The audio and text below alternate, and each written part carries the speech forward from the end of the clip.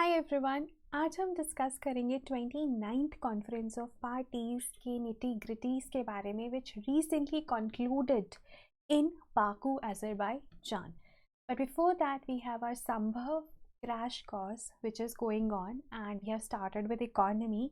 अगर आप इसमें इनरोल करना चाहते हैं, now is the time. It's a live crash course wherein all the content would be covered comprehensively along with practice questions and discussion of PYQs and FLTs full length tests included in it, and you have mentorship by the faculty as well.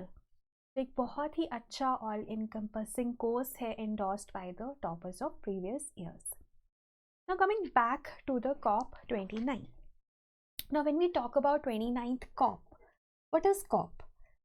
Conference of Parties होता है जब एक convention को जिन भी parties ने और countries ने sign किया है वो जब रेगुलरली मिलते हैं तो they meet in the form of a conference, and that is known as the conference of parties to the convention, right. अब UNFCCC united nations framework convention on climate change is one of the most important conventions and the only convention on climate change. इसकी conference of parties is a annual event. It is a annual event. आपके पास united nations convention on biological diversity भी है. उसकी जो conference of parties है वो एक बार 2 सालों में मिलते हैं. They meet once every 2 years, right? But this is an annual event. Conference of Parties is an annual event. Now this convention came into force in 1992. It was signed in 1992 और जो पहला कॉन्फ्रेंस ऑफ पार्टीज था वो 1995 में हुआ था in Berlin, Germany. Every year this conference of parties has taken place except 2020 because of COVID नहीं हो पाया. But starting from 1995 until 2024 हर साल ये कॉन्फ्रेंस ऑफ पार्टीज होता है. पहला 1995 में हुआ था. अब बहुत सारे इंपॉर्टेंट कॉन्फ्रेंस ऑफ पार्टीज हैं, जैसे जो COP3 था that was particularly important because Kyoto protocol was adopted, right, which actually asked the industrialized countries to cut down their greenhouse gas emissions, right? तो ये था. उसके बाद another COP which is very very important is your COP21 which took place in 2015 in Paris, which led to the adoption of Paris Agreement, जिसके हिसाब से countries को effort करना है to bring down or to limit the temperature rise to 2 degrees Celsius by the end of this century, right? Then comes India में अगर कोई COP हुआ है, बिल्कुल हुआ है. इंडिया में can anyone tell me in comments कब हुआ है? खैर मैं तो बता ही दूंगी अभी. इंडिया में we have already hosted one conference of parties. So this was the 8th conference of parties in 2002 which took place in New Delhi, right? Also we are planning to host 33rd conference of parties in 2028, right. Similarly अगर हम 2024 यानी present year की बात करें, so it is COP29 which just took place in Baku in Azerbaijan, right. और इससे जो पिछला COP था COP28 वो हुआ था आपका UAE में, दुबई UAE में. और जो COP30 है वो आपका बेलम इन ब्राज़ील में होगा.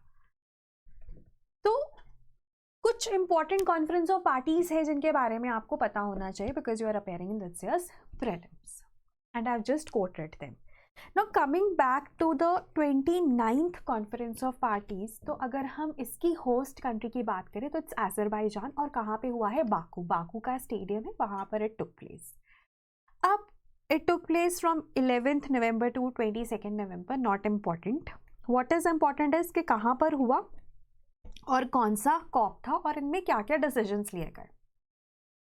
ऑल्सो बहुत इंपॉर्टेंट चीज़ है कि चॉइस ऑफ अजरबैजान क्यों कंट्रोवर्शियल है.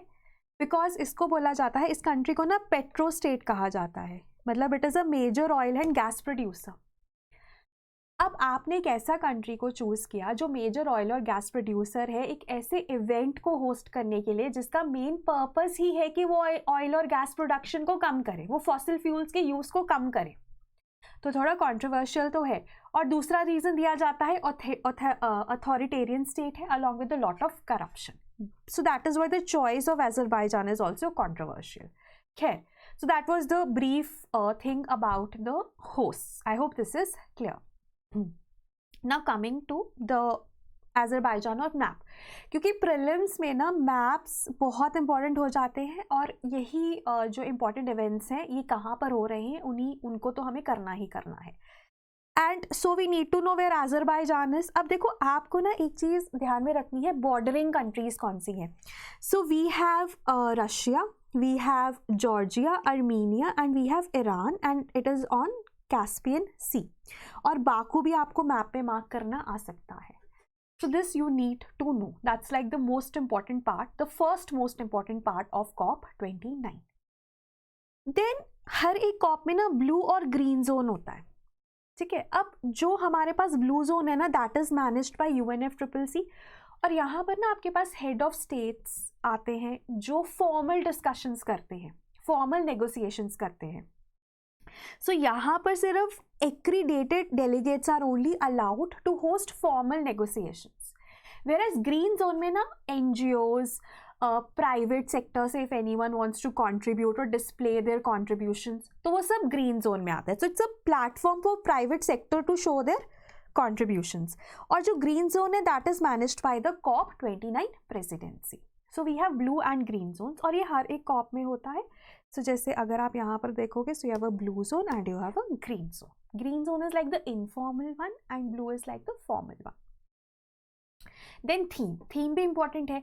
तो थीम की अगर हम बात करें तो it is in solidarity for a green world. Again prelims के लिए इंपॉर्टेंट हो जाता है, आपको टिक मार्क करनी होती है ये चीज़ें कि आपको पता है। Then let's come to the decisions. Now पहला है, इसको ना फाइनेंस कॉपी कहा गया, COP29 को फाइनेंस कॉपी कहा गया बिकॉज क्लाइमेट चेंज को रोकने के लिए we need finance. Developing countries need finance from developed countries because जो डेवलप्ड कंट्रीज हैं वो हिस्टोरिकली कंट्रीब्यूट करती आई हैं to greenhouse gas emissions, जिसका इम्पैक्ट अब पूरी दुनिया देख रही है। तो ओनर्स ज़्यादा है डेवलप्ड कंट्रीज़ पे to give the finance to developing countries because developing countries के पास ना अपने बहुत इश्यूज़ हैं। They have to fight poverty, they have to seek the development, है ना, और वो क्लाइमेट फाइनेंस पे इतना फोकस नहीं कर पाएंगे। तो और भी ज़्यादा रीज़न है कि डेवलप्ड कंट्रीज़ ही कंट्रीब्यूट करें। तो इसी के ऊपर डिसीजन होना था और जो गोल है, जो फाइनेंस गोल है, उसको नाम दिया गया है न्यू कलेक्टिव क्वांटिफाइड गोल। अब न्यू कलेक्टिव क्वांटिफाइड गोल क्या है, because it was to be formalised here, तो इस वजह से COP29 is known as finance COP। अब अगर हम देखें तो जो G77 ब्लॉक है, डेवलपिंग कंट्रीज प्लस चाइना, उन्होंने बोला है कि जो हिस्टोरिक इमिटर्स हैं, डेवलप्ड कंट्रीज हैं, उनको 1.3 ट्रिलियन देना है by 2035। Right, this is what it is. Right, अब this is their demand. Ideally वो ये कहते हैं कि पर ईयर 2030 से हमें for climate finance we need 6.3 to 6.7 trillion per year by 2030 और इसमें से डेवलप्ड कंट्रीज को ही 2.5 ट्रिलियन चाहिए होगा। ये एक्चुअल पिक्चर है, ये इकोनॉमिक जो स्टडीज़ हो रही हैं उन्होंने हमें बताया है कि ये सिचुएशन है कि हमें इतने ट्रिलियन डॉलर्स चाहिए for fighting climate change, for mitigating and adapting to climate change by 2030 every year. Right, अब इस पे डेवलप्ड कंट्रीज ने थोड़ा इम्प्रोवाइज किया और उन्होंने बोला कि आप 2035 तक हमें 1.3 ट्रिलियन एवरी ईयर दे दो। बट NCQF में क्या डिसाइड हुआ है, उसमें डिसाइड हुआ है कि $300 बिलियन 2035 तक डेवलप्ड कंट्रीज मोबिलाइज करेंगी फॉर डेवलपिंग कंट्रीज। 1 ट्रिलियन है $1000 बिलियन, वो बात कर रहे थे 1.3 ट्रिलियन की, दैट इज 1300 बिलियन, और कितना डिसाइड हुआ 300 billion by 2035। So this is a goal that has been finalised. ठीक है, और इसमें भी ना डेवलपिंग कंट्रीज को पैसा जाएगा, बट सिर्फ डेवलप्ड कंट्रीज कंट्रीब्यूट नहीं करेंगी, we will have contributions from private, innovative sources, various channels. तो ये दो important aspects है of NCQF. So funding would definitely go to the developing countries, but it will come from multiple channels. और कितना? सिर्फ $300 billion by 2035 every year. मतलब 2035 के बाद हर साल $300 बिलियन जाएगा डेवलपिंग कंट्रीज के पास. बट उन्होंने बोला NCQF के जो फाइनल टेक्स्ट था उसमें ये बोला हाँ कि we should move work towards reaching the goal of $1.3 trillion also. So that was regarding NCQF. सबसे इंपॉर्टेंट यही था और इसी वजह से इसको फाइनेंस कॉर्प का नाम भी दिया गया. Then carbon markets. Carbon markets pertain to article 6 of Paris agreement. ठीक है, अब पेरिस अग्रीमेंट जैसे ना, पेरिस अग्रीमेंट फाइनलाइज हो गया लेकिन उसके रूल्स बहुत टाइम में फाइनलाइज हुए हैं और उसमें भी जो आर्टिकल 6 है अभी अगर आप देखोगे इस कॉप में उसके जो रूल्स हैं वो फाइनलाइज हुए हैं कि क्या मैकेनिज्म होगा फॉर कार्बन मार्केट. जैसे आर्टिकल 6.2 है कंट्री टू कंट्री ट्रेडिंग कैसे होगी of carbon credits, and will we have a centralized carbon market under the United Nations, that is article 6.4. तो इसको लेके जो अग्रीमेंट था वो फाइनलाइज हुआ है, मतलब रूल्स फाइनलाइज हुए हैं इस कॉप में, कॉप 29 में. और ये कब हुआ था? कॉप 21 जो कि 2015 में हुआ था, बट रूल्स फाइनलाइज नहीं होते, specially related to article 6. Then loss and damage fund. अब लॉस एंड डैमेज फंड क्या है? देखो, सबसे पहले हम बात करते हैं क्लाइमेट चेंज में मिटिगेशन की. मिटिगेशन होता है कि आप ना ग्रीन हाउस गैस इमिशंस को कम करो. ठीक है, दैट इज मिटिगेशन. फिर आता है अडेप्टेशन. अडेप्टेशन होता है कि आप अडेप्ट करो to the impacts of climate change. जैसे अगर सी लेवल राइज हो गया है तो you have to adapt to that, है ना, आप अडेप्ट करो.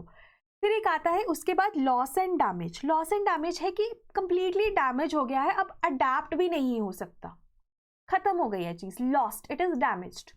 तो हमारे पास ना क्लाइमेट फाइनेंस में until few years back we only had adaptation and we only had mitigation. There was no talk about loss and damage. और जो vulnerable countries है ना, स्पेशली जो low lying states है ना, जिनमें पूरे आइलैंड्स ही डूब गए हैं, उनमें लॉस एंड डैमेज है ना, पूरा आइलैंड ही डूब गया, आप क्या अडेप्ट करोगे? आपको लॉस एंड डैमेज चाहिए, लॉस एंड डैमेज हो गया तो आपको लॉस एंड डैमेज फंड से पैसे चाहिए. तो वो लॉस एंड डैमेज फंड को ऑपरेशनलाइज इसमें किया गया है. ठीक है, so it has been operationalised here. और ये डिसाइड कब हुआ था कि ये फंड बनेगा? It was agreed during COP 27. पिछली बार कॉप 28 हुआ, उससे पिछली बार कॉप 27 हुआ, तो उसमें डिसाइड किया गया कि ये फंड बनेगा. और इस बार डिसाइड किया गया कि इसको आप ऑपरेशनलाइज कर दो और फाइनेंसिंग शुरू कर दो इस लॉस एंड डैमेज फंड से to the loss and damage. जिन भी कंट्रीज को लॉस, जो भी कंट्रीज डिमांड करिए लॉस एंड डैमेज के लिए फंड, उनको पैसा मिल जाए थ्रू दिस फंड. तो वो ऑपरेशनलाइज होगा इस कॉप के तहत. और उसमें अब कितने ऑलमोस्ट पैसे हैं? $730 million. Then energy storage. Energy storage की भी बात करें तो बहुत सारी कंट्रीज है जो लार्ज एनर्जी मार्केट्स है ना, they have backed the energy storage pledge, जो कि टारगेट करिए कि हम 2030 तक 6 टाइम्स अपनी जो एनर्जी स्टोरेज की कैपेसिटी है उसको इंक्रीज कर देंगे. Right, that is there. उसके बाद there is also a hydrogen declaration, जो कि हाइड्रोजन को प्रमोट कर रहे हैं as a fuel, green hydrogen को प्रमोट कर रहे हैं as a fuel. And also there have been certain countries जो कि कह रहे हैं कि अनअबेटेड कोल पावर नहीं होगा in the coming times. Right, now what is unabated? तो हमारे पास अबेटेड और अनअबेटेड 2 कोल पावर प्रोजेक्ट्स होते हैं. अनअबेटेड होता है जिसमें ना कोई भी इंटरवेंशन नहीं की गई है to reduce the greenhouse emissions from thermal power plants और कोल पावर प्लांट्स, कोई भी इंटरवेंशन नहीं है, उनको कहा जाता है अनअबेटेड. तो इन कंट्रीज ने बोला है कि अनअबेटेड नहीं होगा और ये आने वाले कॉप्स में हम इस पर फर्दर डिसीजन लेंगे. राइट, तो वो कुछ एनर्जी से रिलेटेड हो गया. Then you have Baku Harmoniya climate initiative for farmers. तो अब आप सबको पता है कि जो फार्मर्स हैं या जो एग्रीकल्चर है वो हमें क्लाइमेट रिजिलियंट बनाना है. सो उसी में यही है कि हम फार्मर्स को फाइनेंस का एक्सेस दिलवा पाएँ through this initiative. Then gender. Now a decision was also made to extend Lima work program on gender for another 10 years. अब ये 2014 में इस्टेब्लिश किया गया था कि जेंडर को भी हमें इंक्लूड करना है इन all the climate change related negotiations, है ना. जेंडर इक्वालिटी को भी हमें इंक्लूड करना है, जेंडर बैलेंस को हमें एडवांस करना है, जेंडर कंसिडरेशंस को हमें इंक्लूड करना है. तो ये लीमा जो वर्क प्रोग्राम है ना, that was launched during the COP which took place in Lima in 2014. ठीक है। 20th जो कॉप था just before the Paris agreement, 2000 COP वाला जो पेरिस वाला कॉप था 2015 में हुआ था, कॉप 21, उससे जस्ट पहले लीमा में हुआ था पोलैंड में। तो वहाँ पर ये मतलब इस्टेब्लिश किया गया था। 10 साल हो गए तो इसको फर्दर एक्सटेंड करने की बात हो रही है।